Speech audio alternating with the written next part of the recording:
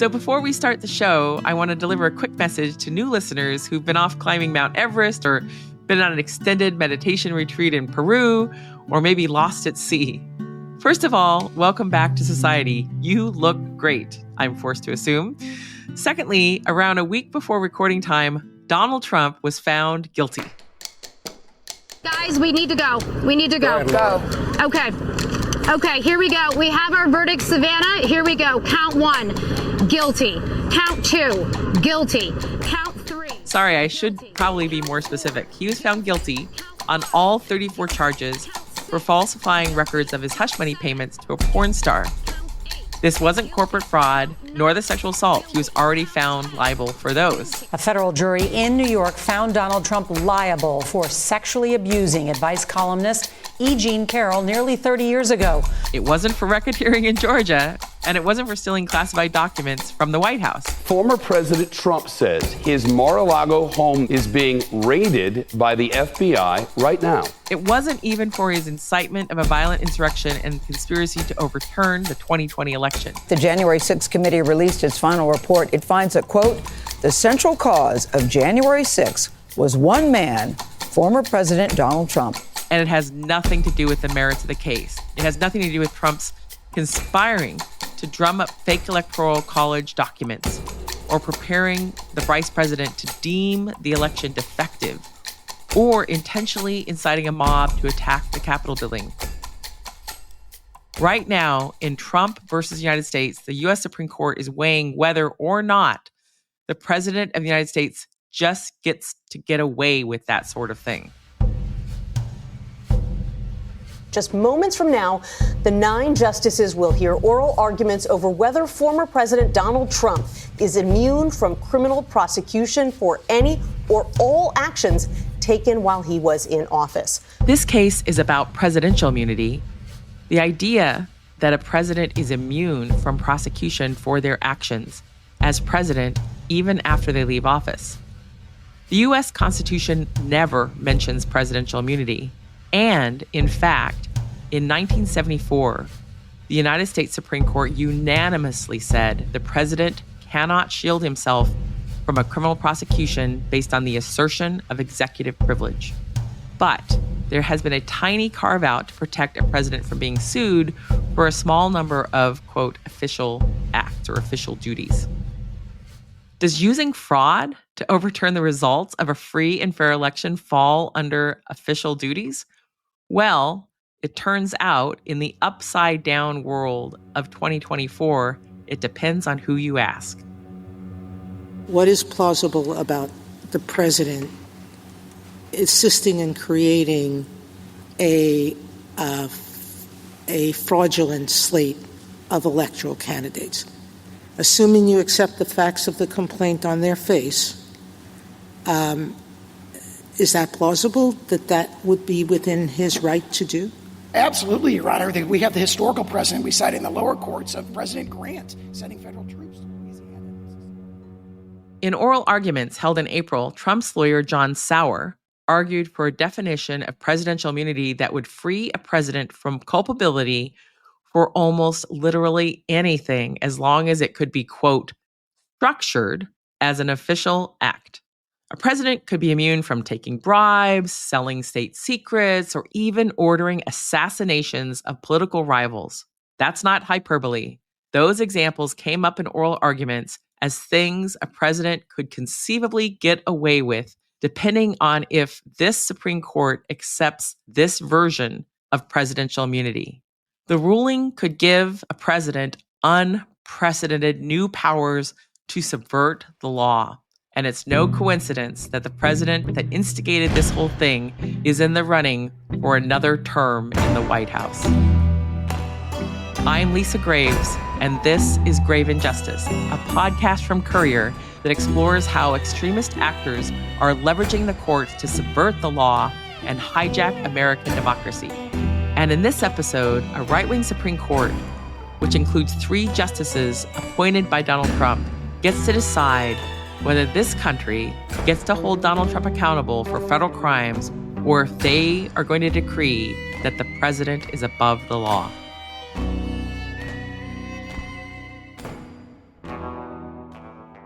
The case of United States versus Trump was filed last year. Trump was swimming in litigation. Just in terms of his actions as president, he was on the hook for attempted election fraud and his role in the January 6th insurrection, plus the theft of classified documents.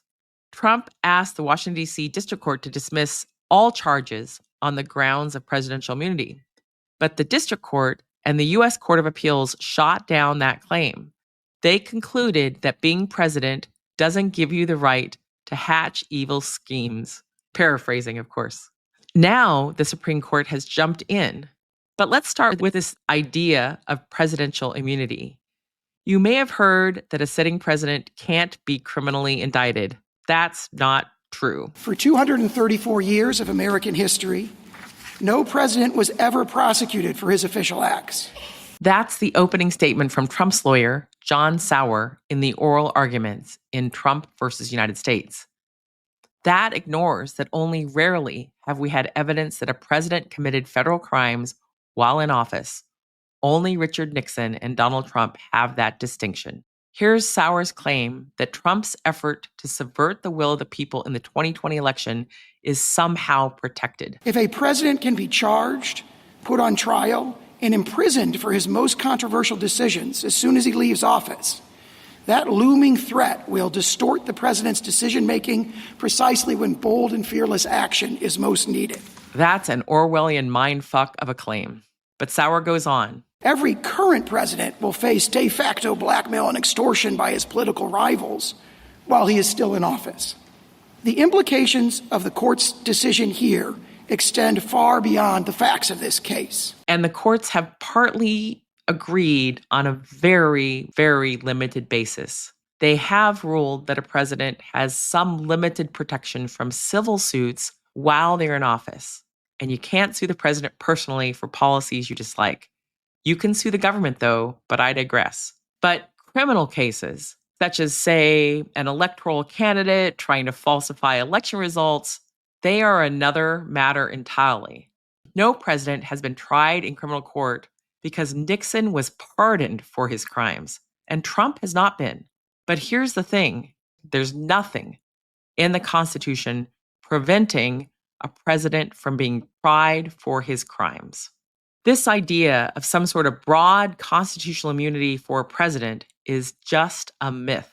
So the immunity case is really Donald Trump's efforts to convince the Supreme Court to create out of whole cloth this notion of absolute presidential immunity, which really is contradicted any number of ways by the Constitution, by history, and by our common understanding of criminal responsibility, even for high government officials. This is Glenn Kirshner. He spent 30 years as a public prosecutor, including 24 years with the U.S. Attorney for the District of Columbia. He's now a legal analyst for MSNBC and NBC. He also has a podcast and a video series called Justice Matters. There really is no support in the Constitution for the notion that a president of the United States can commit all the crimes he or she wants against the American people and can absolutely not be prosecuted for those crimes. Sauer claimed that presidential immunity comes from the, quote,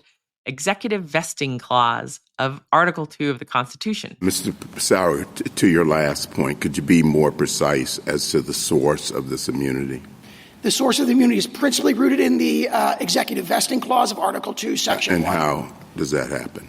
The source of it, Justice Thomas, I think is, as you described in your separate opinion in Zivotofsky, for example, that the executive vesting clause does not include only executive powers laid out explicitly therein, but encompasses all the powers that were originally understood to be included therein. Here's what the executive vesting clause actually says. Quote, the executive power shall be vested in a president of the United States of America. He shall hold his office during the term of 4 years. End quote. That's it. That's the whole thing. All that stuff Sauer mentioned about, quote, the powers that were originally understood to be included therein, Glenn says that's a nothing burger. Indeed, if you look at the impeachment judgment clause, it says in substance, I'll take liberties with the precise language, but it says somebody like a president can even be impeached by the House of Representatives and convicted in the Senate on the articles of impeachment, and that person can still be criminally prosecuted for the exact same conduct. To me, that sounds like the exact opposite of an assertion that a president can't be criminally indicted, tried, or convicted. So the text of the Constitution, I believe, is fatal to Donald Trump's argument. As for Sauer's appeal to history, Glenn says that throughout American history, presidents have, in fact, acted with the understanding that they could be nailed to the wall for breaking the law. Let's look at history. Gerald Ford, horrifically in my opinion, 50 years ago, pardoned Richard Nixon for the crimes he had committed while in office because everyone understood that if Richard Nixon wasn't pardoned, he could be criminally prosecuted. There's an apocryphal story about Ulysses S. Grant becoming the only president to be arrested after he was caught racing a horse-drawn carriage through the streets of Washington, D.C. Grant is said to have commended the arresting officer for doing his duty. It's been used as a parable about how not even the president is above the law, unless this Supreme Court says the president is above the law.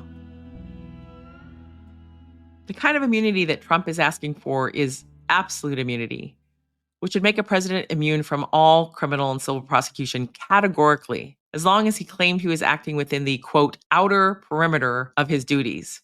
The term outer perimeter comes from a 1982 Supreme Court ruling in which a military contractor tried to sue Richard Nixon. And that's one of the cases that now protects presidents from civil suits in a limited way. Now, outer perimeter immunity is actually a thing, as you know, in the civil law. And I don't think presidents or government officials should be dragged into court all day, every day, and civilly sued for official decisions. But a ruling in Trump's favor would take that, quote, outer perimeter language and apply it to criminal cases as well. The defense has tried to import this outer perimeter language, which is nonsense in my view, in the context of a president who commits crimes. A president is constitutionally obligated to take care that the laws of the country be faithfully executed. That is directly inconsistent with the notion that he can commit crimes with complete impunity and immunity. That would override the express language setting out the responsibilities of the president.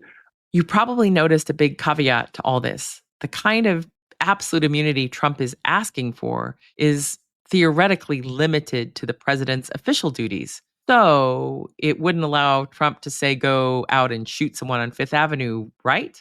Here's the problem. Donald Trump intentionally distorted the line between personal and official. In that way, he likely would make the argument that anything he does is for the good of the country or as president. Even his attempt to overturn the 2020 presidential election. Sauer, in fact, claimed Trump wasn't trying to overturn the results for personal gain. He claims that Trump merely sought to protect what he saw as a flawed election process, which was within his, quote, official duties, or at least the outer perimeter of them. The indictment affixes the word label to the so-called fraudulent electors. It affixes the word fraudulent, but that's a complete mischaracterization. On the face of the indictment, it appears that there was no deceit about who had emerged from the relevant state conventions, and this was being done as an alternative basis. But where do you draw the line? Taking a bribe, selling state secrets, assassinating a political rival? Again, the justices actually asked Sauer if the president would be immune from these crimes. His answer was maybe. If the president decides that his rival is a corrupt person and he orders the military or orders someone to assassinate him, is that within his official acts that for which he can get immunity? It would depend on the hypothetical, but we can see that could well be an official act. It could, and why? Because he's doing it for personal reasons. I was in the courtroom listening to one of Donald Trump's endless stream of defense attorneys, argue to the District of Columbia Federal Circuit Court of Appeals that a president could order the assassination of a political rival and he could not be criminally prosecuted because apparently in their estimation that is some kind of an official presidential act. The only give in his argument was that, if Congress impeached him and convicted him on the articles of impeachment for assassinating his political opponent, well, sure, then he could be criminally prosecuted. None of this makes any sense. None of it makes any sense to lawyers, to lay people. Doesn't make sense to me either. And the fact that this case is even being considered by the highest court in the land, in a way, that's already a huge win for Trump. Just the very fact that this case was heard and that it delayed justice in this case plays right into Trump and his legal team's legal strategy, which is to delay and delay and delay accountability. This is Tiffany Muller, a political activist and researcher of more than 20 years and the president of the sister organizations called End Citizens United and Let America Vote. And then if he wins in November, he could pardon himself and hide behind the Oval Office and try to make sure that there was no further prosecution or accountability that could be held. So even the fact that they took up this case is doing his bidding, the fact that they have drug it out, the fact that we have to have this conversation where we're not sure how they're actually going to rule, it is all just incredibly dangerous. So why is this court allowing Trump to tie up his legal troubles until after November? I wish I could say they're just doing their due diligence, following the process, weighing the fact, but that's not this court. If you've been listening so far, you've heard how the current Supreme Court doesn't just have a right-wing majority. It has a right-wing supermajority, hand-curated by extremist interest groups led by powerful actors like Charles Koch, Leonard Leo of the Federal Society, and of course, Donald Trump himself. Leonard Leo and Koch have spent decades trying to create a right-wing machine within the judicial system engineered to dismantle laws, regulations, and checks on their power or their agenda. And when it comes to January 6th and Trump's efforts to overturn the presidential election, some of these hand-picked right-wing justices have already tipped their hands. Justice Thomas's wife, Jenny Thomas, we know was a key organizer and advocate for the whole Stop the Steal movement. She was in touch and was texting regularly with Trump's White House about strategy and other officials following the 2020 election. And then there's this recent New York Times report that revealed that in January 2021, an upside-down American flag was flying outside of Sam Alito's house. This was the photo taken on January 17th, 2021. The upside-down flag was a symbol associated with former President Trump's false claims of election fraud. In his statement, Alito blamed his wife. Alito said this: "I had no involvement whatsoever in the flying of the flag. It was briefly placed by Mrs. Alito in response to a neighbor's use of objectionable and personally insulting language on yard signs." I mean, who among us hasn't had an upside-down American flag flying outside in response to rude neighbors that they supposedly didn't see? I'm sure it had nothing to do with the radical political movement using the exact same symbol. I mean, if Justice Thomas or Justice Alito had a shred of integrity, they would have recused themselves from this case. Again, this case shouldn't have been heard at all. And now, instead of the case being heard by an impartial court, we instead have justices who were really uniquely and intimately involved with and supportive of the Stop the Steal movement, the movement to overturn the elections. But the evidence for the court's bias toward Trump is more than just circumstantial, and it goes beyond conflicts of interest. You can see it in how they've behaved. Remember when Colorado barred Trump from appearing on the primary ballot? The U.S. Supreme Court wasted no time getting Trump back in the race. Here's Glenn Kirshner again. Now, mind you, Donald Trump is an adjudicated insurrectionist by a trial court in Colorado, as affirmed by the Colorado Supreme Court. Therefore, the 14th Amendment, Section 3 says he is disqualified, period, from holding federal office. How quickly did the Supreme Court jump on that so they could ensure Donald Trump would have his name on all presidential primary ballots as we move in the direction of a presidential election? Now, compare that to the way they have basically caught and killed the possibility of a timely resolution of the absolute immunity nonsensical argument. So at this point, the delay really is the benefit to Donald Trump, and they're delivering that benefit to him every single day they decline to decide this issue. Again, the fact that the court is weighing in on this case, that America is having this situation, that we're even making this episode of the podcast, this is already a loss for democracy. It just feels like the deck is stacked in favor of Donald Trump and against a sort of free, fair American election and accountability for those who would try to destroy our democracies. It's only possible because there has been this 3.5 years of normalization of these kind of attacks, of normalization of this kind of rhetoric, of normalization of everything from election denialism to voting rights suppression to the violent and hateful and discriminatory rhetoric that we see used day in and day out, to threats of bloodshed. This is not normal. This cannot be normal. And this is all without knowing how the court will actually rule. Our democracy only works because no one is above the law, whether that is you are an average, American or a sitting or former president. We can only have a working democracy if everyone is held to account. We all have to be held to those same standards. And, if this immunity is granted, it would embolden presidents to a really dangerous extreme. It would undermine the rule of law moving forward. It would completely just decimate our Constitution. And if MAGA extremists were already willing to storm the Capitol and violently try to overturn the 2020 election before any type of immunity was granted, what will they do if immunity is granted? So what happens if Trump goes to the Oval Office without going to trial in all of his federal criminal cases? Can he really pardon himself or get DOJ to drop the charges?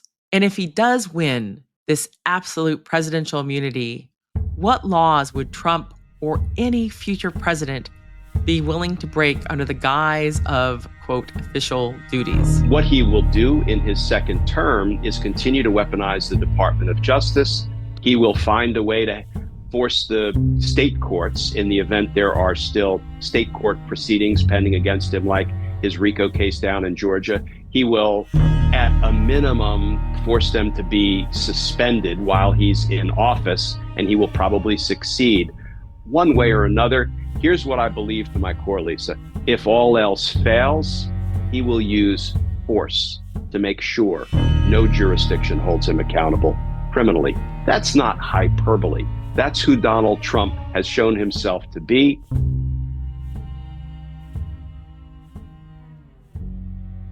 There are a lot of what ifs here, but for me, one thing is absolutely certain. Trump should go to trial.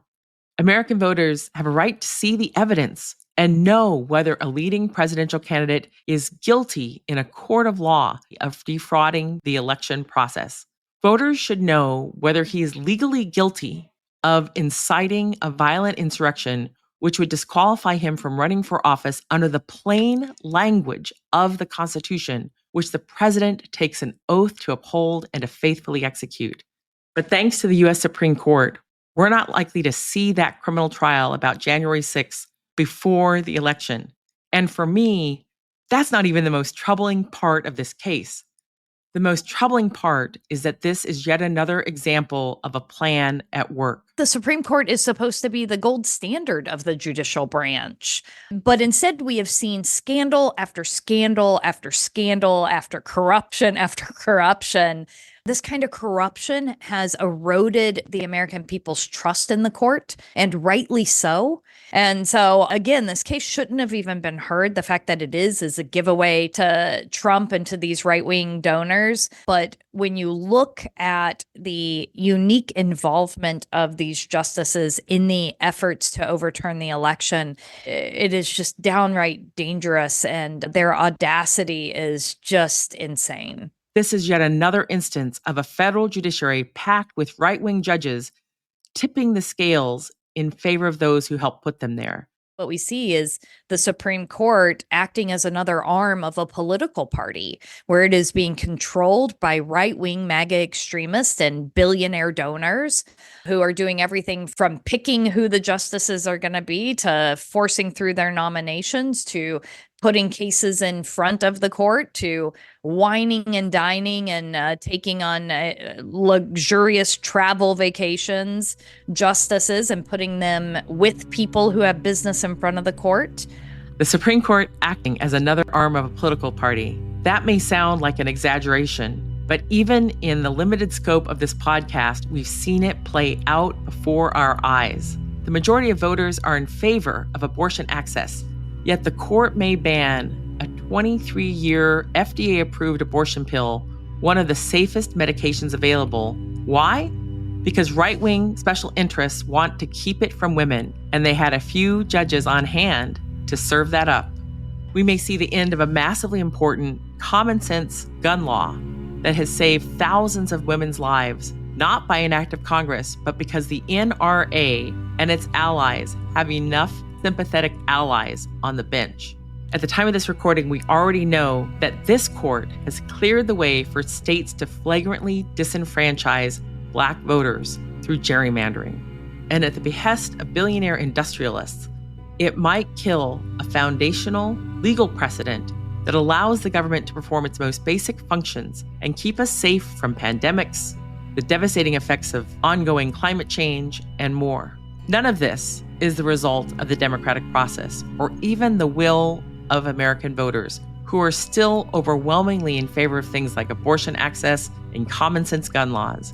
These extremist actors know that democracy is not on their side here. And if democracy is allowed to function or thrive, they will lose. And even if the right-wing legal movement loses these cases this time, they still win. They've still created a legal climate in which things that were once unthinkable are now up for debate. Regardless of what happens in the coming month, that extremist legal machine isn't going to stop. In fact, it's just getting started, and now is the time to fight back.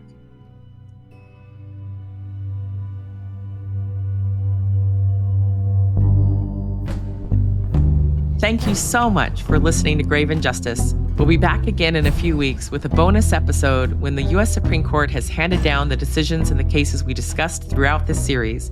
We'll review the decisions and discuss their implications with legal experts and also look ahead. Like I just said, no matter how any of these individual rulings come down, the right-wing machine continues to work to advance its agenda. So how do we fight back? Why is the Supreme Court a major issue in the 2024 election? Please make sure you are subscribed on your podcast platform of choice so you don't miss that conversation. Grave Injustice has been hosted by me, Lisa Graves, and is a production of Courier and Court Accountability. Our show is produced by Devin Maroney, with writing from Jared Downing. It is supervised by R.C. DeMezzo, with support from Courier's Kyle Tharp, Daniel Strasburger, and Lucy Ritzman. Original music throughout the series, including the theme, was written and recorded by Via Mardot. Danielle Del Plato created the show's cover art. I'd also like to thank Tara McGowan from Courier, Alex Aronson from Court Accountability, and my team at True North. And thank you again for listening. We'll check in one more time this season with a bonus episode in a few weeks.